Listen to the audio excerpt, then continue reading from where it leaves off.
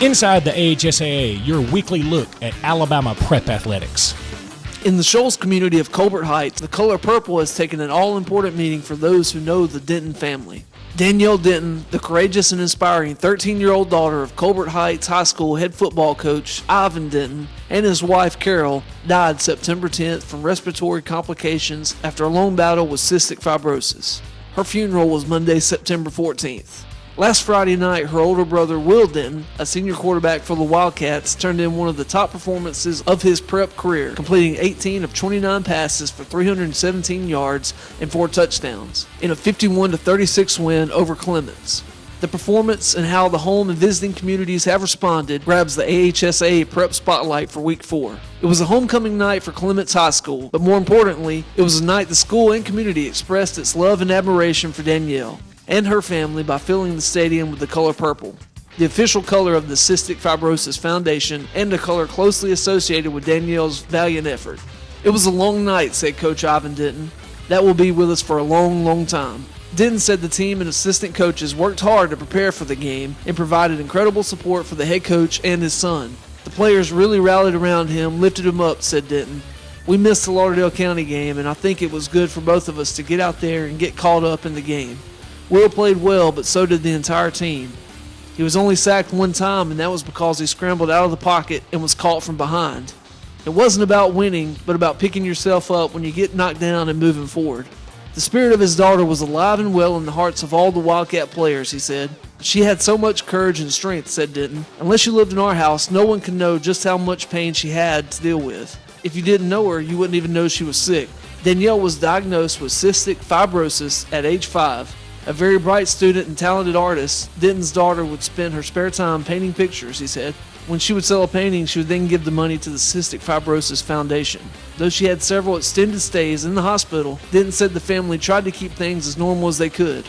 My wife Carol would stay with Danielle at the hospital and I would stay back home with Will, which allowed me to do my job. My wife has just been incredible.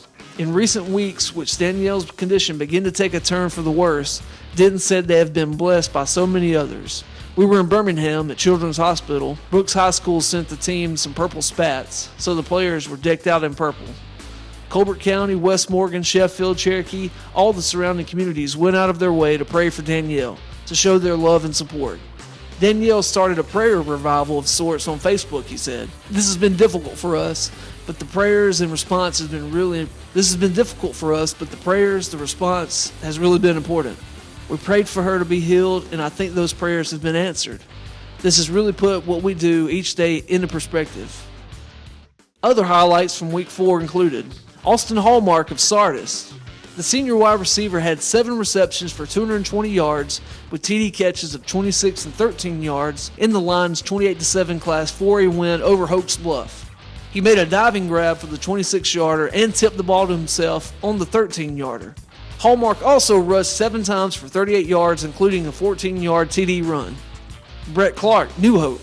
He grabbed 6 receptions for 135 yards and 2 scores and threw a touchdown to quarterback Adam Browner in a 33-20 win over Pisgah. Drew Guy, Fayette County. Completed 24 of 32 passes for 333 yards and 3 touchdowns in a 35-16 victory over Danville. Hunter Grant of West End.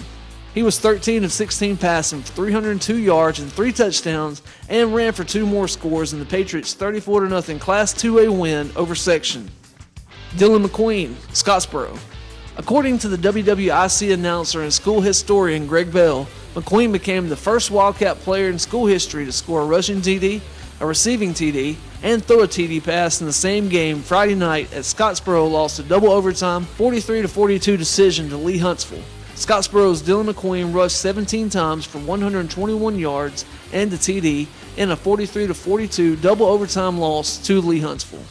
Cameron Longmire, Georgiana.